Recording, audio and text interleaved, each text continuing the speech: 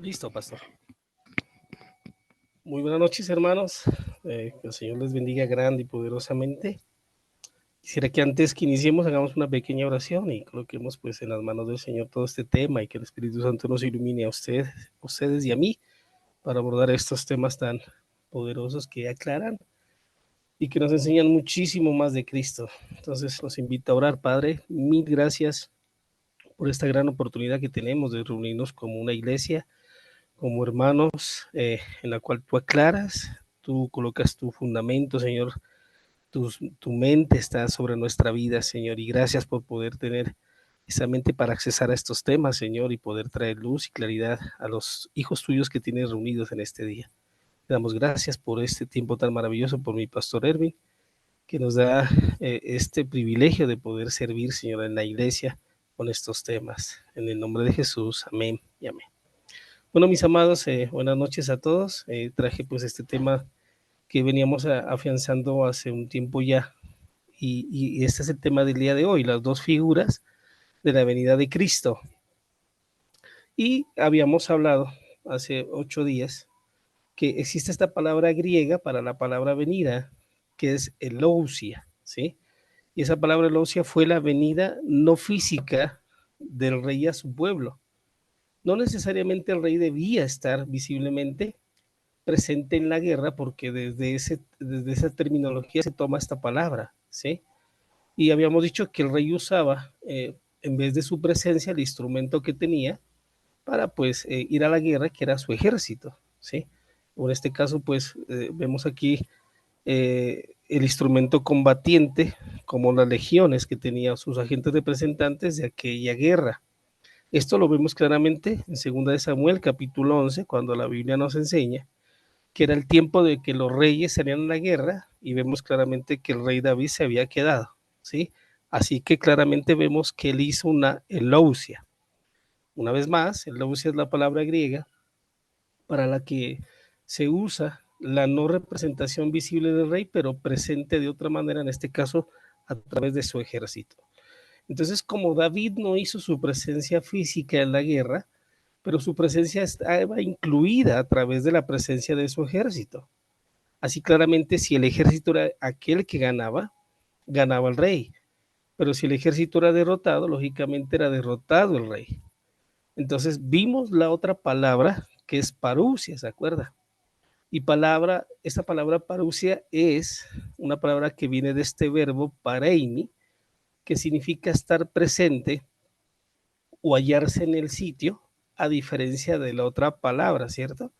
Esta obligaba a la persona prácticamente a estar presente en un tiempo, en un espacio, cumpliendo una misión. En 2 de Corintios, capítulo 5, versículo 9, es el apóstol Pablo el que usa esta palabra presencia, que es parousia, y esta palabra ausencia, que es apaousia.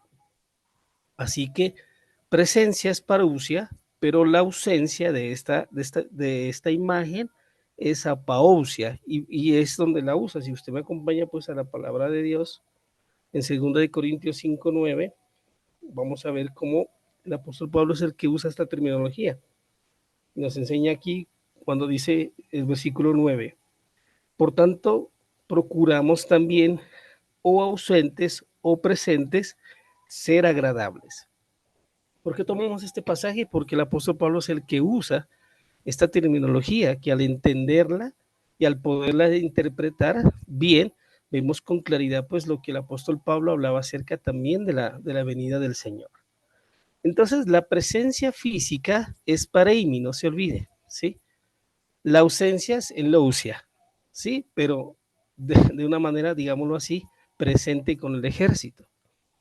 La ausencia física, al no estarlo, se llama apeimi, que en Hebreos capítulo 9, versículo 26 al 28, encontramos las dos palabras, pareimi y apeimi.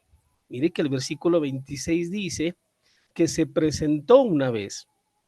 Esa palabra presentar es parousia, y se presentó con relación al pecado y por su sacrificio lo quitó en medio.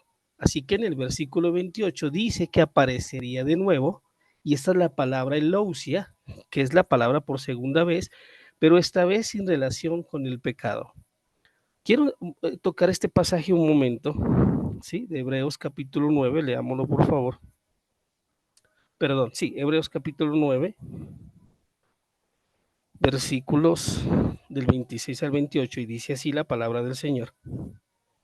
Dice así: de otra manera, le hubiera sido necesario padecer muchas veces desde el principio del mundo, pero ahora en la consumación de los siglos se presentó una vez para siempre por el sacrificio de sí mismo para quitar del medio el pecado. Versículo 27, y de la manera que está establecido para los hombres que mueran una sola vez y después de esto el juicio. Versículo 28, a Cristo fue ofrecido una sola vez para llevar los pecados de muchos y aparecerá por segunda vez sin relación con el pecado para salvar a los que lo esperan. Hay que entender que las dos presencias, ¿sí?, tienen una relación la una con la otra. La primera de paruxia, que es la aparición física del rey, era necesaria a causa del pecado, ¿sí? Hay que entender que el apóstol Pablo habla de esta palabra paruxia, porque sin duda nos da a entender por qué fue que apareció el Señor Jesús en cuerpo, ¿sí? El pecado que desde Adán hasta Cristo, ¿sí?, hizo que el Señor, o Dios más bien, se manifieste en carne para quitar el pecado, lo hizo una vez. Por eso usted ve que los demás apóstoles predicaron la segunda venida, pero no la venida física, porque la venida física en la forma de Jesús tenía su razón de ser. ¿Y la razón de ser cuál era? Pues lógicamente quitar el pecado, ¿sí? Quiero una vez más resaltar esto porque es importantísimo, mis amados. En la Biblia aparecen dos venidas, no se olvide. La primera es paruxia, que es la razón por la cual el Señor tomó la forma de un hombre para quitar el pecado. Esa es la razón por la que el Señor Jesús tiene cuerpo, ¿sí? Pero al morir y quitar el pecado, la segunda venida ya no necesita de un cuerpo, porque no es necesario que él aparezca otra vez en cuerpo, ¿sí? Porque el pecado ya fue quitado. Eso es lo que está tratando de aclarar el pasaje de Hebreos 9, 26 al 28. Si usted lo ve en el versículo 28, entonces nos aclara que también Cristo fue ofrecido una vez, mire. No va a ofrecerse otra vez, no va a aparecer en cuerpo otra vez como la forma de Jesús, porque esa forma terminó en la cruz. Y lo dice porque llevó los pecados de muchos y esta vez aparecerá por segunda vez, mírenlo, pero ya no tiene relación con el pecado. Entonces, una vez más, la presencia física del Señor Jesús tuvo una relación, pero la segunda vez que dice el apóstol Pablo ya no tiene relación con el pecado, por lo cual inevitablemente se entiende que no necesitan cuerpo. Así que los discípulos no esperaban que aparezca el Señor Jesús otra vez, ¿sí? Por la misma razón de que ellos entienden que el Cordero de Dios pues fue inmolado en la cruz. Ahora, en la relación con el pecado, una vez más, Cristo no necesita bajar físicamente a Jerusalén en el año 70. No necesitó hacer una paruxia visible a Israel del primer siglo. Jerusalén no necesitó ver dos veces a Cristo en carne cuando nació y la otra vez cuando bajó.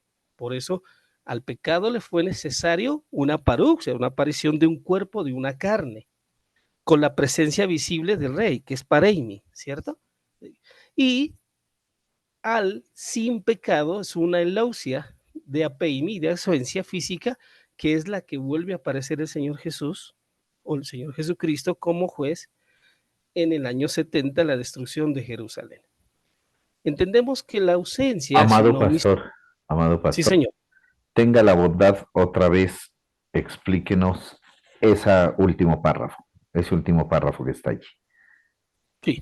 Cuando la Biblia habla de que el cuerpo físico del Señor Jesús tenía una relación, ¿sí?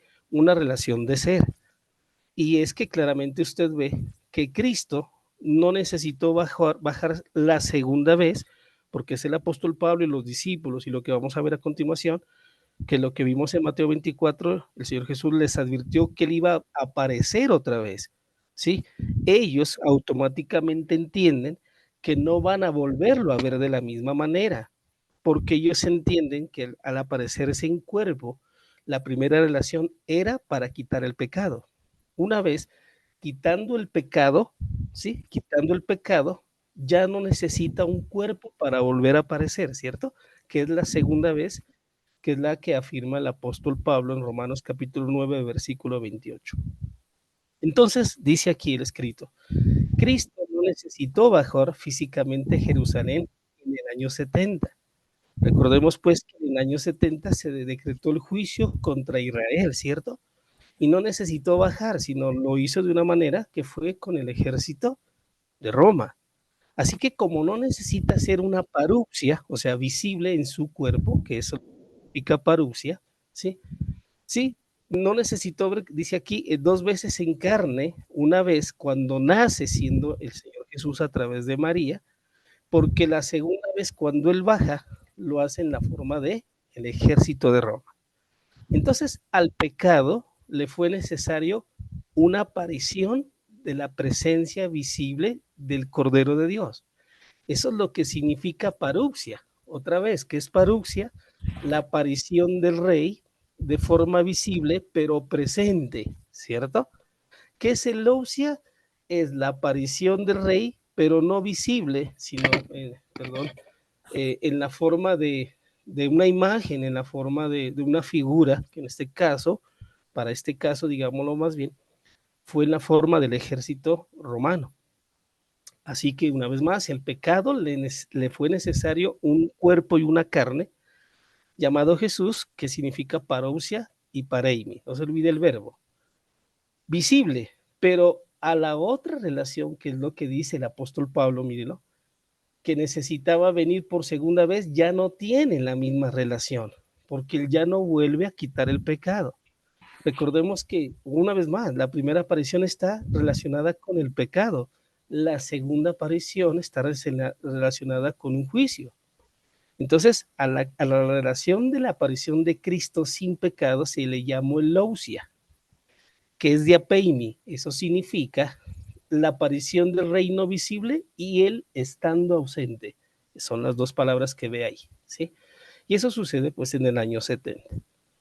No sé si está claro o alguien tiene alguna pregunta o alguna duda hasta ahí o alguna Está claro. aclaración, pastor. No sé, ahí está muy bien. No sé, amados ustedes, si necesitan alguna aclaración más. Igual mi pastor, más adelante vamos a abrir más esto para poderlo comprender con otros pasajes que aclaran muchísimo más esto, ¿no? Entonces, no sé si alguien tiene alguna pregunta o continúo. O sea, yo he visto algo, pero bueno, hola, Pastor, ¿cómo está? Buenas Sigue, noches. Luisito.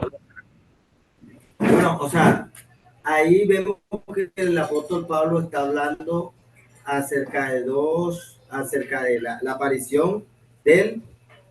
Por ejemplo, en los evangelios aparece, o sea, cuando Jesús se va, dice que va a volver otra vez.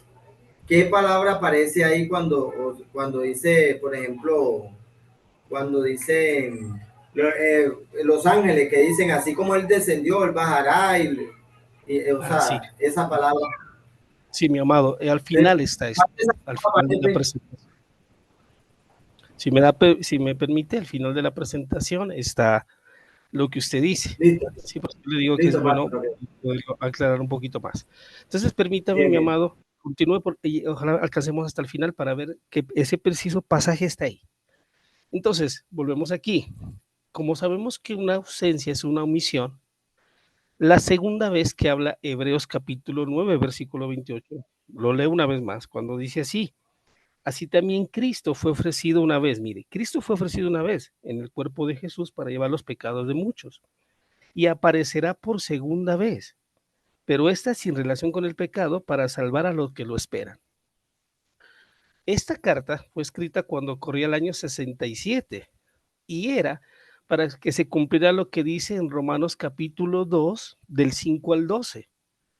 ¿Qué es lo que dice ahí? ¿Se acuerdan que habla el apóstol Pablo de que va a venir el justo juicio de Dios y vida eterna y gloria y honra y inmortalidad a lo que lo esperan? esta carta que ve ahí claramente tenía un destinatario, ¿sí? Y eran dos tipos de barros, o de vasos, perdón, que habla Romanos capítulo 9, versículo del 20 al 23. Si vemos en Romanos capítulo 9, versículos 20 al 23, dice la palabra del Señor así, permítame. Romanos capítulo 9, versículo del 20 al 23.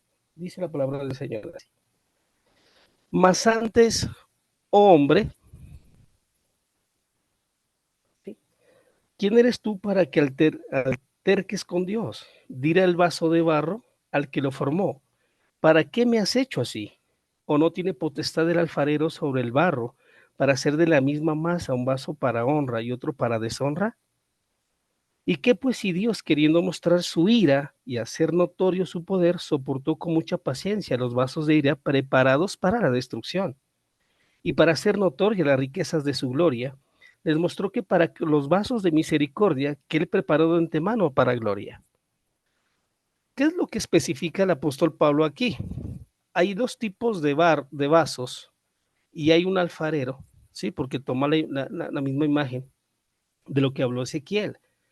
Estos dos tipos de vasos son dos tipos de personas, ¿sí? Las primeras son las que están destinados para salvación, en esta salvación que habla el apóstol Pablo. Pero los segundos vasos son los que están destinados para la destrucción, ¿cierto? Entonces, ¿qué es lo que el apóstol Pablo les dice a los destinatarios en Roma?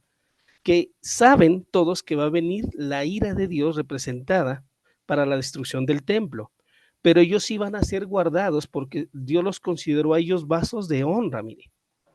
Pero los vasos de destrucción son quienes son el pueblo de Israel que nunca aceptó al Señor Jesucristo y por el cual vino hacia ellos ese juicio. Entre ellos, ¿qué podemos decir? Pues los sacerdotes y todo judío que rechazó al Señor Jesús fue literalmente destruido pues en la guerra que vimos en el año 70. Esos son los dos tipos de barros que habla el apóstol Pablo. Entonces, otra vez, me vuelvo un poco acá. El apóstol Pablo dice que la segunda vez que viene, ¿se acuerdan? Romanos capítulo 9, versículo 28, aparece para traer un juicio. Aparece claramente no para salvar, porque la salvación ya fue dada, pero viene para ejecutar este juicio de Romanos capítulo 5, versículo 12, cuando habla de la ira, del justo juicio de Dios y de la vida eterna y honra e inmortalidad a los que lo esperan, ¿se acuerdan? Entonces, recordando esto, mis amados, los dos vasos los muestra Romanos capítulo 9, versículo 23, que son dos tipos de personas, una vez más, los que se salvaron por creer en el Evangelio, lógicamente, por aceptar al Señor Jesucristo, y los otros condenados para destrucción, aquellos que rechazaron al Señor Jesucristo. Por eso la Biblia nos dice en Juan que el que tiene el Hijo tiene la vida, pero el que no la tiene ya ha sido, ¿qué? Literalmente condenado. Entonces, como fue esta destrucción y los vasos de destrucción y toda la ira fue contra Israel y fue contra esta nación, ¿sí? Estos agentes del primer siglo, ¿sí? Entendemos que los vasos de misericordia que en primera de Pedro, capítulo 1, versículo 9, escribe también el apóstol Pablo acerca de esta salvación. Porque hay que entender, ahí se escribía, ahí bajito hay una nota, amados. Hay que entender que en el Nuevo Testamento aparecen dos salvaciones. La primera salvación es para librar del pecado, pero la segunda salvación y la segunda condenación que hablan los apóstoles es acerca de esta ira que Dios va a traer contra pues, el pueblo de Israel. Entonces, el apóstol Pedro también lo escribe y dice en 1 de Pedro 1:9, obteniendo el fin de vuestra fe, que es la salvación de vuestras almas. Entonces, ¿de qué salvación fue la que habló? Y sabemos que ocurría el año 65 de su carta y fue escrita a los expatriados, ¿sí? Les habló de la salvación de Hebreos 9:28, porque es que hay que tener claro, mis amados, que todos los discípulos en sus cartas mencionan este mismo suceso sobre el cual hay condenación y salvación. Entonces, el apóstol Pedro les escribe a los que estaban siendo expatriados, ¿sí? Les habló de la salvación que escribió el apóstol Pablo, que era para salvar a los que lo esperan. ¿Qué era lo que esperaban? Y lo que esperaban es lo que el mismo apóstol Pablo, primera de Tesalonicenses capítulo 1, versículo 10, habló de esta salvación. Debían esperar esta señal, debían esperar este suceso, que dice así, primera de Tesalonicenses 1:10, y esperar de los cielos a su Hijo, al cual resucitó de los muertos, a Jesús, quien nos libró o nos libra de la ira venidera. ¿Qué esperaban todos? Ver a Jesús o ver a Cristo descender de las nubes. Eso lo hablamos. ¿Por qué descendía de las nubes? ¿Se acuerdan?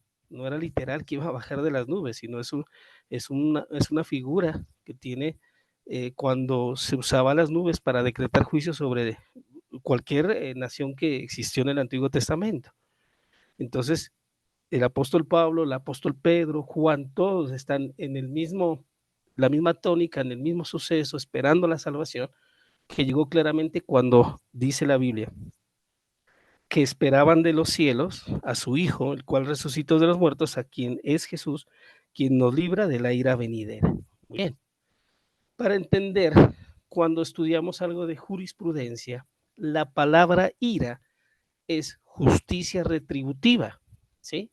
Esta es la ira de Dios, que está escrita aquí de esta manera, y no es que Dios tenga un mal genio, ni que Dios se haya levantado, perdón la expresión, ¿no?, que usamos aquí en Pasto, de malas pulgas y que quiera enjuiciar a cualquier persona, no, sino que su justicia, aparece esta palabra ira, que es lo que está escrito ahí, que es la justicia retributiva, que significa la justicia que castiga al malo y le retribuye al malo sus malas obras, y por lo cual aplica justicia y juicio, ¿sí? Y para entender, Dios tiene dos tipos de justicia: la restaurativa, la que restaura, la conocemos, pero en este caso, la justicia retributiva. ¿Qué es la ira venidera? Ya lo entendemos. Es la justicia retributiva en la cual el mundo no aceptó a Cristo como su Salvador y decidieron, pues, digámoslo así, condenarse ellos mismos, ¿sí?, al no recibir la salvación que Cristo traía. Cuando dice esperar de los cielos, sabemos que Cristo es el que los libraría, en este caso a ellos, de la ira venidera, y explicamos que la ira venidera fue la retribución de Dios a Israel. Pablo les dice a los de Tesalónica, en el libro de Tesalonicenses, primera de Tesalonicenses 5:9, porque no nos ha puesto Dios para ira, sino para alcanzar salvación. Lo que está diciendo el apóstol Pablo es, mire, y les escribía en sus cartas a todos los destinatarios, Dios no va a venir a juzgarnos, ¿sí? Porque creo que ellos predicaban acerca de ese juicio que un día tenía que venir. Es que las palabras del Señor Jesús, cuando habló acerca de que no iba a pasar esta generación y que esperen la señal, era pues sin duda el tema de cada discípulo, era sin duda el tema de cada carta, que lo da a entender aquí. Todos esperaban ese día en el cual él iba a venir como juez a hacer justicia, y el apóstol Pablo les enseña, mire, nosotros como vasos de honra no vamos a estar en la lista de aquellas personas que van a ser condenadas por cuanto ustedes han creído en el Hijo de Dios, ¿sí? Vuelvo a reiterarlo, mire, entonces el pasaje tiene sentido, porque dice que no nos ha puesto Dios para la ira, sino para alcanzar salvación. Y esa salvación es la salvación que usted ve que destruyó a todos los que rechazaron a Cristo con el ejército romano en el año 70. Entonces, ¿por qué la retribución? Era para aquellos de la nación de Israel del primer siglo que no conocieron a Dios, que no obedecieron a Dios y que tampoco recibieron el evangelio. Pablo les dice en primera de Tesalonicenses que Dios les iba a guardar, ¿se acuerda?, su espíritu, su alma y su cuerpo para la venida del Señor. ¿Cuál venida? Pues la eleusia de la peimi, que es la venida no visible de Cristo, ¿sí?, para la que aplicaron la retribución de Dios y que fue real, amados, en la que el Señor Jesús decretó, ¿sí se acuerda?, que eso iba a pasar, que no iba a pasar ni una jota ni una tilde hasta que todo esto acontezca. Entonces, eso tuvo que darse por medio del instrumento físico que tenía Dios en ese entonces, y fue el ejército que sitió a Jerusalén. Entonces, veámoslo en Mateo 24, cuando el Señor se acuerda, llevó a los 12 de paseos a Jerusalén y les mostró los edificios lujosos, ¿sí? En Mateo capítulo 24, versículo 1, cuando les dice que no va a quedar piedra sobre piedra. Y ahí era donde vivían los sacerdotes, el sumo sacerdote, los judíos en el templo, les dijo, miren, todo esto no va a quedar piedra sobre piedra. Ahí es donde entendemos y tiene muchísima relevancia entender por qué el Señor decretó juicio sobre ellos, y la razón es simple, porque nunca lo aceptaron. Ellos decidieron que su religión, el judaísmo, estaba por encima del Salvador, ¿cierto? El Señor Jesús, con esta afirmación, que le puso una retribución de juicio al templo. Recordemos que retribuir es ira, es castigar o es destruir. En Marcos capítulo 13, versículo 3 al 4, se acuerda que Pedro, Juan, Jacobo y Andrés le preguntaron, Señor, dinos, ¿cuándo serán estas cosas? Y en el versículo 30 el Señor se aclaró, les dijo que no iba a pasar esa generación.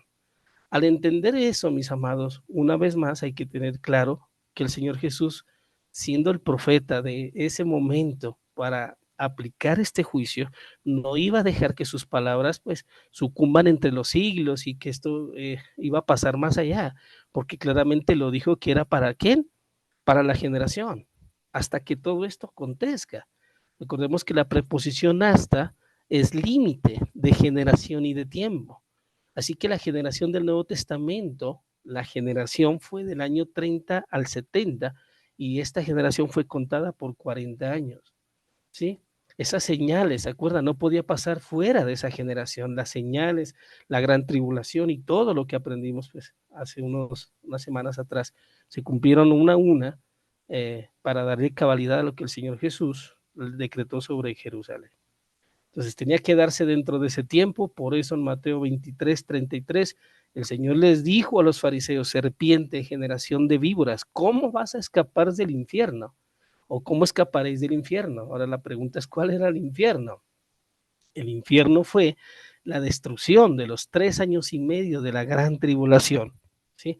Impuesto por los ejércitos romanos sobre toda Amado Judea. pastor, Sí, señor. una aclaración importante ahí con respecto a la palabra infierno. Recordemos, amados, que la palabra infierno en ese contexto de lo que el pastor nos está explicando, de las palabras de Jesús, es una traducción latina. La palabra ahí no es infierno. Cuando Jesús habla de quién escapará del infierno, está hablando literalmente de quién escapará de su juicio, ¿ya? Sino que en la traducción se asoció infierno como un factor de fuego, de podredumbre, donde las cosas se quemaban. Pero la palabra infierno no es, ya saben ustedes, lo que tradicionalmente se nos ha explicado y enseñado. Entonces, hay que considerar también ese detalle de esa palabra que está, digamos, mal traducida, ¿no? Que no es infierno literalmente como les digo, como lo conocemos. Muy bien, pastor, siga, por favor.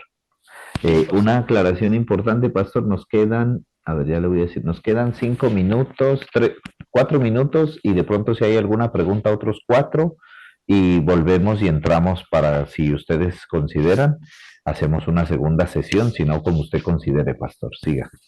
Sí, me pasó en la siguiente clase, en la siguiente sí, clase, traeremos el tema del infierno, pastor, porque iba a aclarar todos estos temas que usted está diciendo, señor. Entonces, continúo aquí. Entonces, ¿cuál fue el infierno? El juicio, en donde el ejército romano, amados, les trajo a ellos la gran tribulación, les trajo a ellos el hambre, la podredumbre y todo lo que está escrito pues en Mateo 24, ¿sí?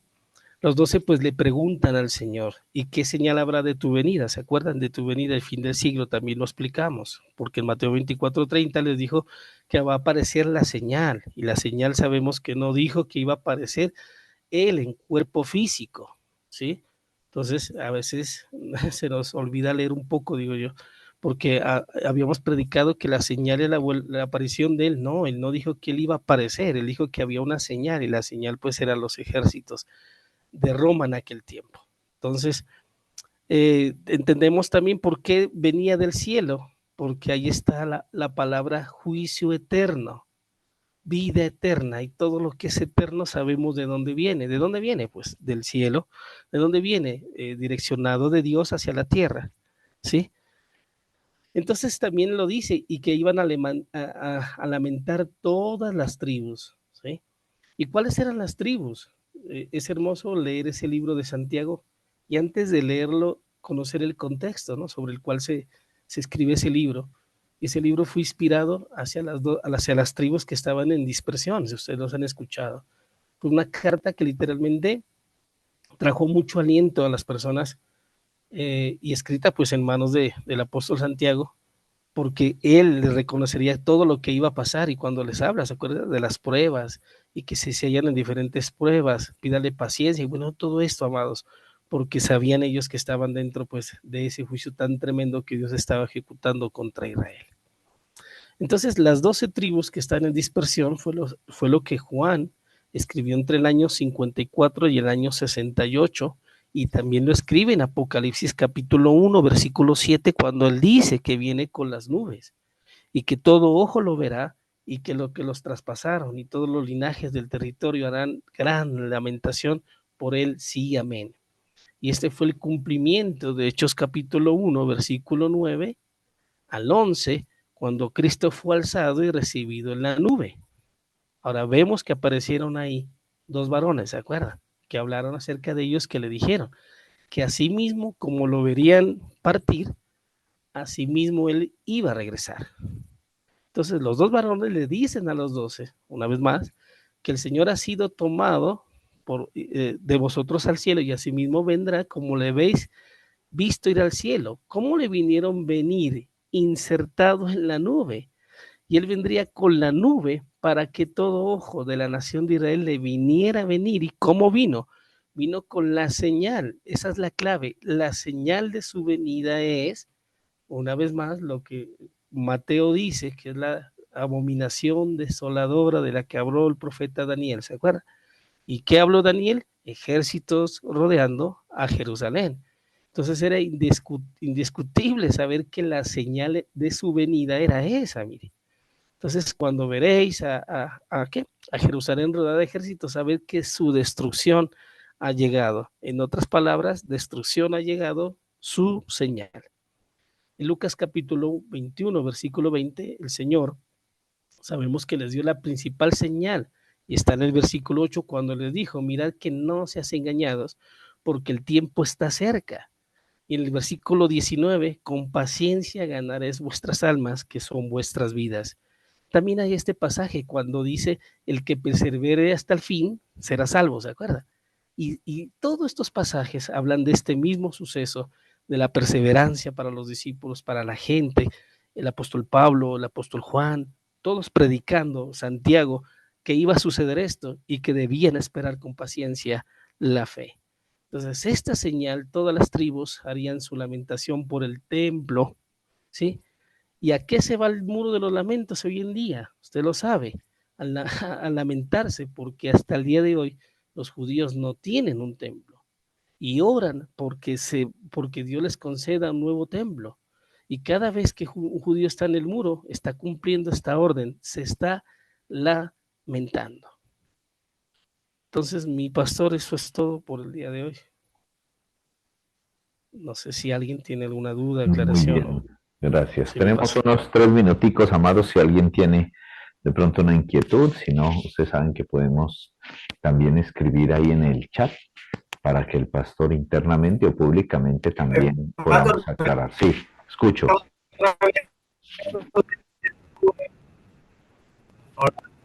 A ver, Luisito, ¿Me puedes explicar otra otra vez. vez sobre las nubes? Pastor. No escucho, Ah, pastor.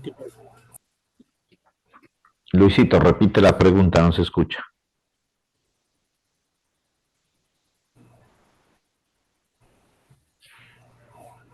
que sí.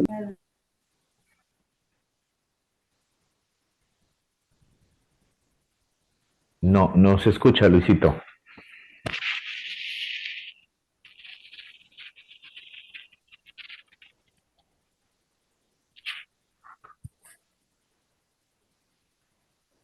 Aló, aló. No, no escuchamos, Luisito, qué lástima. Está diciendo, pastor, que si le pueden explicar lo de las nubes A ver, en el chat, pastor. mi pastor Oscar, si le puede explicar lo de las nubes, dice Luis. Sí, mi pastor, lo que hay que entender, no sé si le estuvo pues cuando predicamos de Mateo 24, ¿sí? Porque hay que entender que todas estas eran figuras literarias, ¿sí? Sí. No literalmente que él iba a aparecer en la nube, sino que esto tiene que ver, y estoy buscando aquí, pastor, a ver si...